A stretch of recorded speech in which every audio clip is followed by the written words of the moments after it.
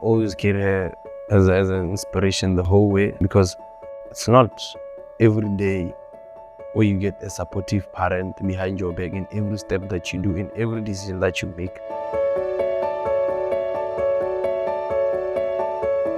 It's not every parent that can do that, but she was able to do that, but also she was able to show us the right path. I just want to continue doing what she was doing, knowing to make sure that everybody is kind of happy of how they are living at the moment. Even if the situations are hard, just to continue to give out there as much as possible.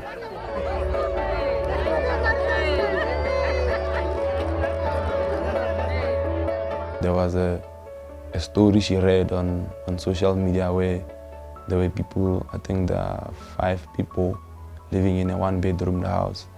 So it was a project she was working on, and now the project, I've completed it, and it's something that I want to continue doing out there.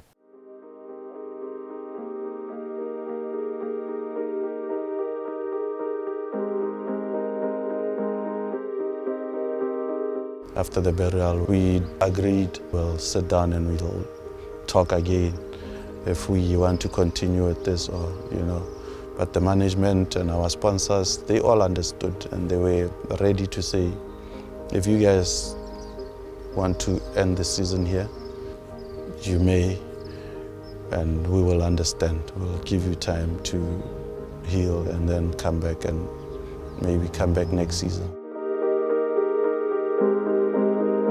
I remember I stayed almost more than 3 weeks of doing nothing, just home, sleeping. I didn't have the motivation to even start training on itself. Up until one day, my teammates came here, they fetched me. Let us go, watch us train. Maybe something will click. I went, just stayed on the stands and then just watched. And I thought to myself, would she be happy if I left the sport? Because it's something that we agreed on, that it's a long journey, it's something that's going to change everybody's life out there. So the following day, I came in and did 1 lap, and then I went back home. The 3rd day, I told coach, no, let me just do something that I really like. I did a few short distance things, and then on the 5th day, that was on a Friday, I told him that I think I'm ready to get back into the track. And no matter what goes on, just let me do this. Doesn't matter if you want this and I do more than that, just let me do it, because there's a lot of pain inside that needs to go out there, and the only way I can do it is through running, because there's no other thing that I can do to make it just go away. My teammates, every step of the way they were there, they understood a lot of what I was going through. They know if I behave a certain way, they know something is wrong. If I behave this, no, it's okay. They knew and they understood who I was before the tragedy and after the tragedy.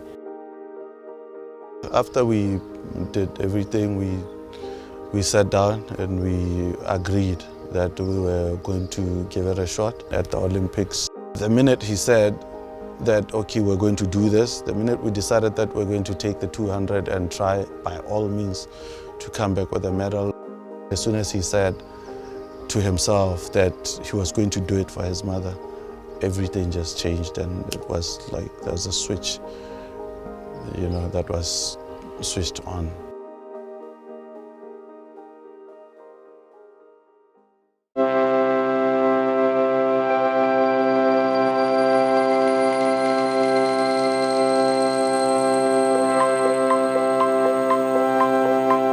First of all, we went into this Olympics.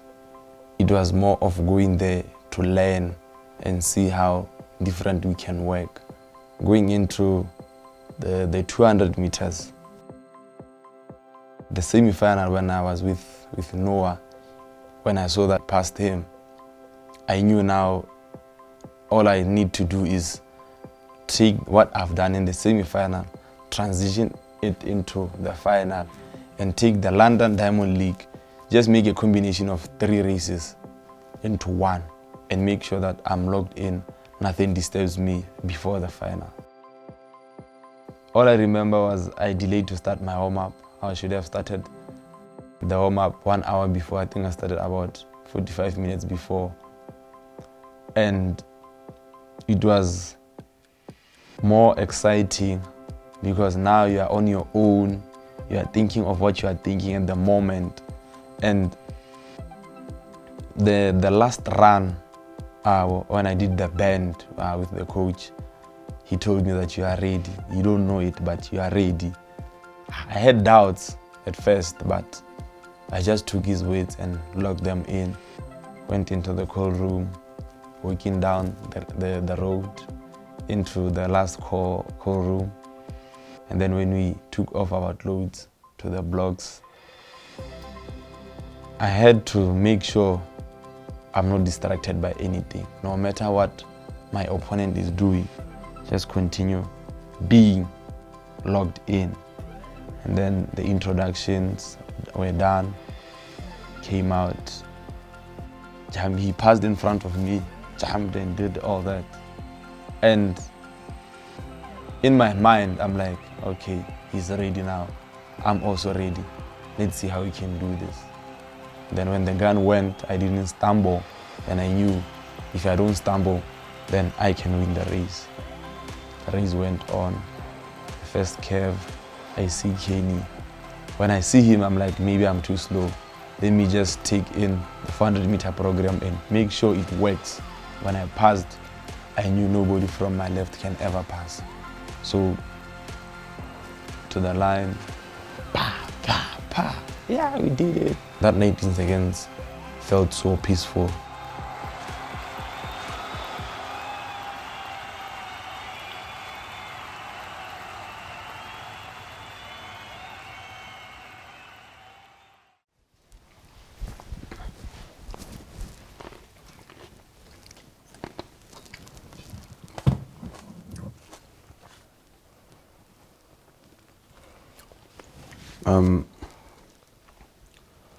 This is the Olympic gold medal from the 200 meters.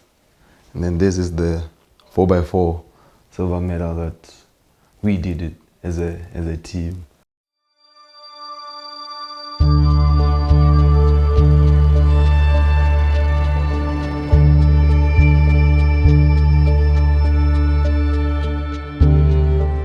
In our program, one of the most important things is the mental training.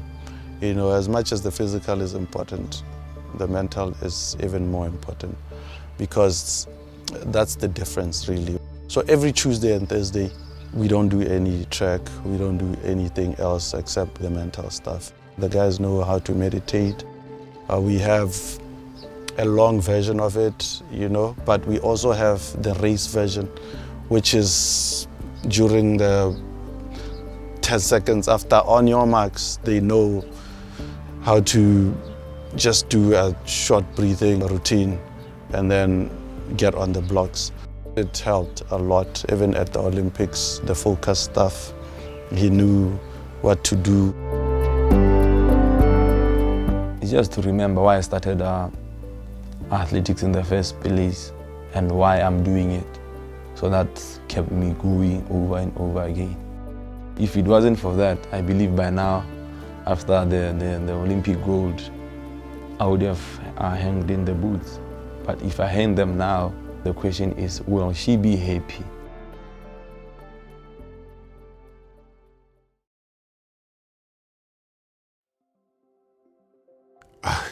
Where to start with this kid? I think a young talent that the world is gonna know his name. I've seen him through the junior days, coming up and dominating and showing that he was gonna be great in the seniors. And now he's here, and he won his first Olympic medal already at this young age, which is just outstanding. The talent is there. The confidence is there also, which is always important, going out there and competing at a high level. What he had to overcome last year to actually get to the Olympic finals and then win. For me, I know a lot of people that probably would have just ended the season, you know what I mean, because of what he went through. So hats off to him, and I had an opportunity to actually congratulate him, and I was happy to speak to him, and he's going to be a great talent, no doubt. Somebody that I know is going to go a long way. He's going to win a lot of races, and he's going to dominate. We started preparing for 2024 and 2021. And that took a lot of sacrifices. It took a lot of focus. I agreed with the guys. This is what we're going to do. We're going to deprive ourselves of a lot of things from 2021 to 2024. And then after we get the medals, I will allow you to just be, at least for a year, a season or two, you know, run relaxed, enjoy your athletics, recover both physically and mentally. So this year, the focus is it's just a recovery season, you know. The guys will still run well. I'm not saying we won't be training, but we won't be in camp. The guys have already qualified for their individual races in Tokyo, but you can't push guys to do 254, 255 repeatedly, you know. I know the country wants, everyone is like, we were so close to beating the US, let's go and beat them in Tokyo, let's go and get that world record. I think we need to give them time to recover and then set another target to do it again, to give it another shot. Every season there's a new personal best, making it into the podium, like how we did in 2023.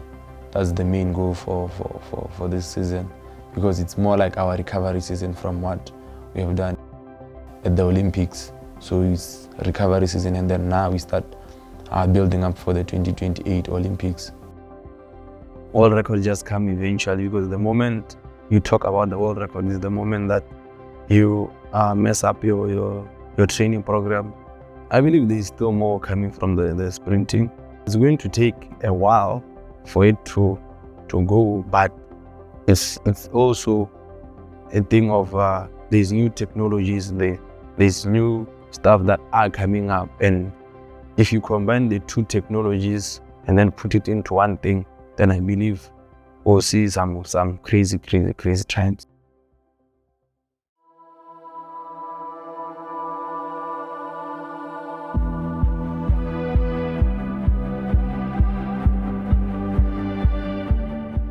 People wouldn't know that I'm just an ordinary person. Only when I get into the track, I become somebody different. When people see me, they always think, oh no, track. They want to see me always running throughout the day, which is impossible to do. I have a lot of hobbies, but first of all, I would say farming, because it's more like therapy to just go to the farm and just do what I have to do there, and then playing video games, and also being a mechanic, but I'm not the best mechanic you can ever come across. I like doing my own car, so that when something goes wrong, I know it's wrong, and then I'll correct that, but I can't do it for somebody else. And if I just give out my biggest secret, that I'm always home and just doing my car. And I just hope they won't come in for bookings and all that. But I'll record them to somebody I know who's the best in the country. What I would love to see is many Africans on the 100-meter lineup. That's something I would love to see. And it's something that I see countries are building up for. And it just makes a continent a whole because now we are going to be more united. We are competitors, yes, but after that, we're going to be more united and see how best we can work together to push the African continent forward.